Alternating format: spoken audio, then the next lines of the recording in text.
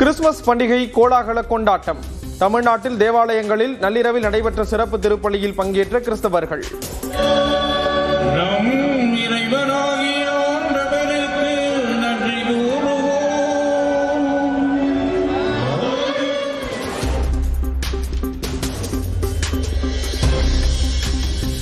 வாட்டிக்கனில் முதல் முறையாக Pope Leo தலைமையில் கிறிஸ்துமஸ் பிரார்த்தனை.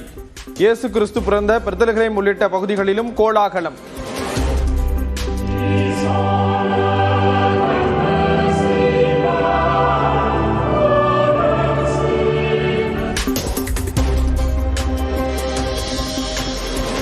டெல்லி தேவாலயத்தில் கிறிஸ்துமஸ் விழாவில் கலந்து கொண்ட பிரதமர் மோடி சிறப்பு திருப்பலியில் பங்கேற்று பிரார்த்தனை.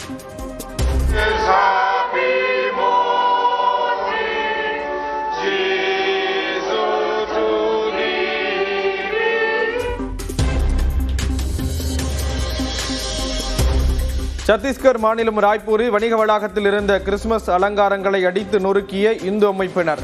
அசாம் மற்றும் மத்திய பிரதேசத்திலும் அடாவடி.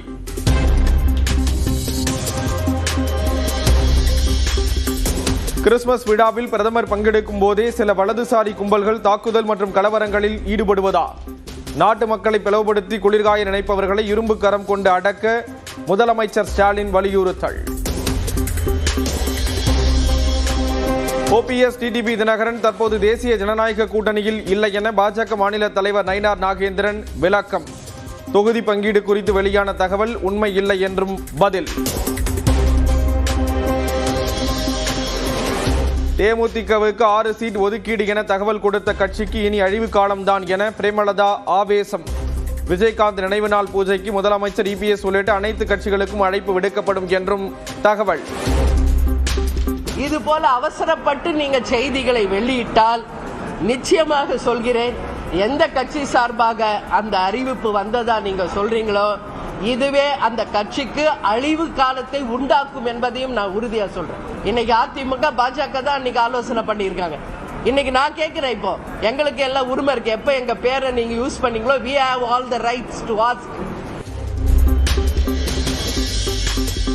விஜயகாந்த் நினைவு தின நிகழ்ச்சியில் பங்கேற்க அதிமுக பொதுச் செயலாளர் EPS-இடம் நேரில் அழைப்பிதழ் தந்த தேமுதிக பொருளாளர் LK சுதீஷ் அரசியல் பேசவில்லை என்று விளக்கம். நாங்கள் தலைவருடைய குரு பூஜைக்கு அழைப்பு கொடுத்தோம், வேற இதை பற்றி பேசிக்கலாம். ரயில் கட்டண உயர்வு நாளை முதல் அமலாகிறது. 500 கிலோமீட்டர் அளவுக்கு 10 ரூபாய் வரை அதிகரிக்கும்.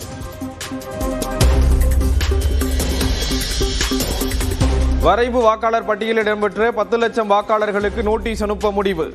நேரில் ஆஜராகி ஆவணங்களை சமர்ப்பிக்க தேர்தல் ஆணையம் அறிவுறுத்தல். தேயிலையில் தயாராகாத மற்ற பானங்களுக்கு டீ என்ற பெயரை பயன்படுத்தக்கூடாது. மூலிகை டீ உள்ளிட்டவற்றுக்கு உணவு பாதுகாப்பு மற்றும் தர நிர்ணய அமைப்பு கட்டுப்பாடு.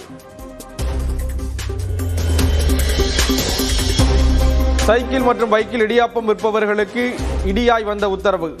இனி உரிமம் பெற்ற பிறகு இடியாப்பம் விற்க வேண்டும் என உணவு பாதுகாப்புத்துறை ஆணை. விடுமுறை காரணமாக திருப்பதியில் ஏழுமலையானை தரிசிக்க அலைமோதும் கூட்டம். இலவச தரிசன டோக்கன் வாங்கும் இடத்தில் தள்ளுமுள்ளு. சவரனுக்கு 160 ரூபாய் உயர்ந்து 1,02,560க்கு விற்கப்படும் ஆபரண தங்கம். வெள்ளி விலையும் கிலோவுக்கு 1000 ரூபாய் உயர்வு.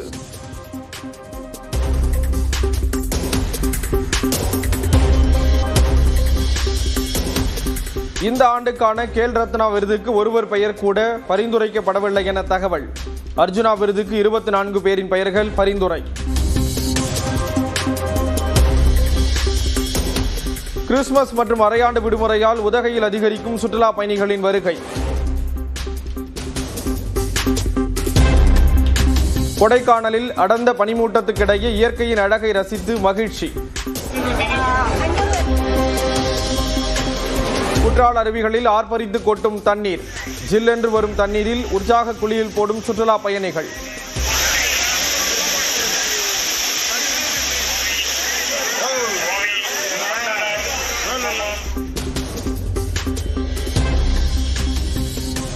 கிறிஸ்துமஸை ஒட்டி வண்டலூர் பூங்காவில் குவிந்த மக்கள் விலங்குகளை பார்த்து உற்சாகம்.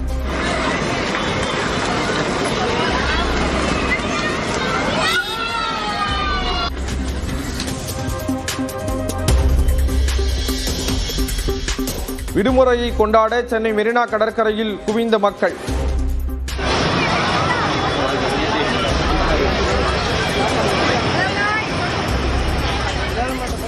காமராஜர் சாலையில் கலங்கரை விளக்கு முதல் உழைப்பாளர் சிலை வரை கடும் போக்குவரத்து நெரிசல்.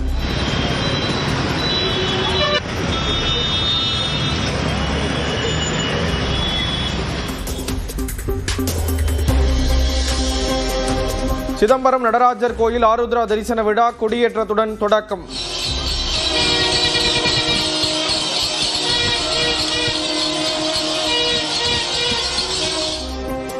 விழாவை ஒட்டி ஜனவரி 3ஆம் தேதி கடலூர் மாவட்டத்தில் உள்ளூர் விடுமுறை. சேலத்தில் வரும் 29ஆம் தேதி பாமகவின் பெயரில் ராமதாஸ் தரப்பு நடத்தும் பொதுக்குழு கூட்டத்திற்கு அனுமதி வழங்கக்கூடாது. காவல் ஆணையர் அலுவலகத்தில் அன்புமணி தரப்பு மனு.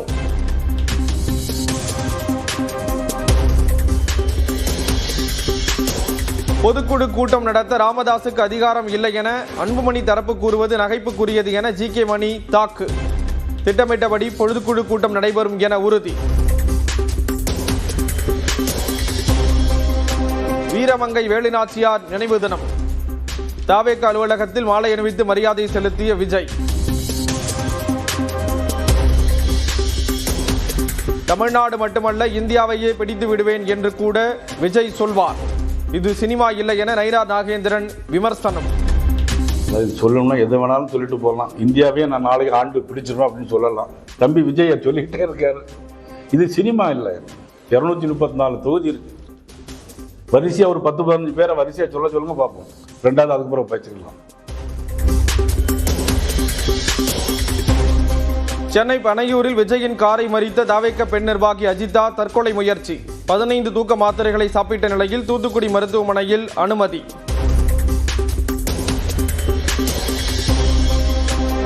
கடலூர் மாவட்டம் வேப்பூர் அருகே நேற்று விபத்தில் 9 பேர் உயிரிழந்த விவகாரம். 3 பிரிவுகளின் கீழ் வழக்கு பதிவு செய்யப்பட்ட நிலையில் ஓட்டுநர் தாகா அலி கைது. சேலம் அருகே எருமாபாளையம் பகுதியில் ஊதுபத்தி ஆலையில் தீ விபத்து. பல லட்சம் ரூபாய் மதிப்பிலான இயந்திரங்கள் சேதம்.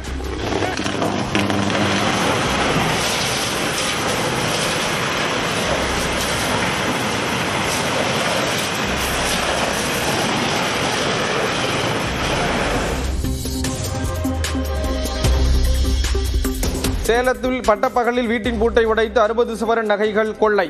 குடும்பத்துடன் குலதெய்வம் கோயிலுக்கு சென்றவரின் வீட்டில் கைவரிசை. கோவை மருதமலையில் நேற்று மீட்கப்பட்ட கருஞ்சிறுத்தை குட்டி உயிரிழப்பு. தாயுடன் சேர்க்கும் முயற்சியில் வனத்துறையினர் ஈடுபட்டிருந்த நிலையில் உயிரிழந்தது.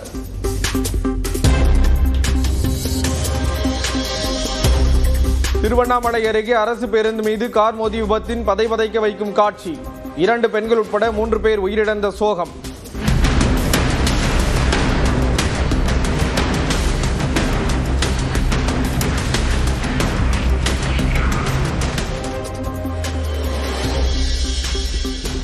கேரளாவின் ஆலப்புழா, கோட்டயம் மாவட்டங்களில் பறவை காய்ச்சல்.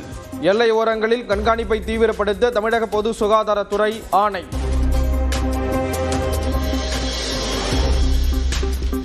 ராஜபாளையத்தில் பிரபல சேலம் ஆர்ஆர் பிரியாணி கடையில் 18 கிலோ அளவிலான பழைய இறைச்சி மற்றும் மசாலா பொருட்கள் கைப்பற்றி அடித்த உணவு பாதுகாப்புத்துறை.